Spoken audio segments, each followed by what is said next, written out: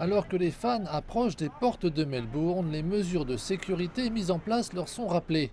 Quant aux masques, ils sont obligatoires pour les personnes qui se promènent dans le parc. Cette année, les responsables de la santé ont limité les rassemblements à environ la moitié de ce qu'ils étaient les années précédentes. Cela signifie que jusqu'à 400 000 personnes seront autorisées à assister au match au cours de cette période de 2 semaines. Mais contrairement à d'autres événements organisés pendant la pandémie, le problème ici à Melbourne ne concerne pas la foule. Ce sont les quelques 1200 joueurs et membres du personnel de soutien qui sont venus ici en provenance du monde entier, dans un pays où très peu de cas ont été constatés localement.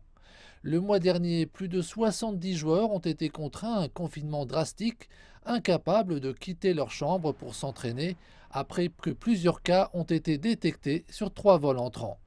Il s'agit du deuxième Open d'Australie de Linda Lamb.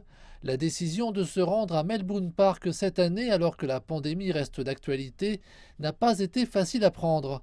Ces cas détectés la semaine dernière ont envoyé plus de 500 joueurs et membres du personnel brièvement en isolement. Tous se sont révélés être négatifs avant l'événement. Je sais que nous avons traversé des périodes difficiles, mais nous l'avions prévu.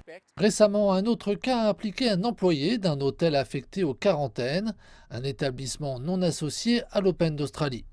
Les responsables de la santé sont convaincus de l'avoir détecté suffisamment tôt pour empêcher la propagation du virus dans une ville qui a passé près de 10 mois dans l'un des confinements les plus stricts au monde. L'objectif de l'Open d'Australie est de rester concentré sur le tennis pendant les 2 prochaines semaines, en dépit de la pandémie.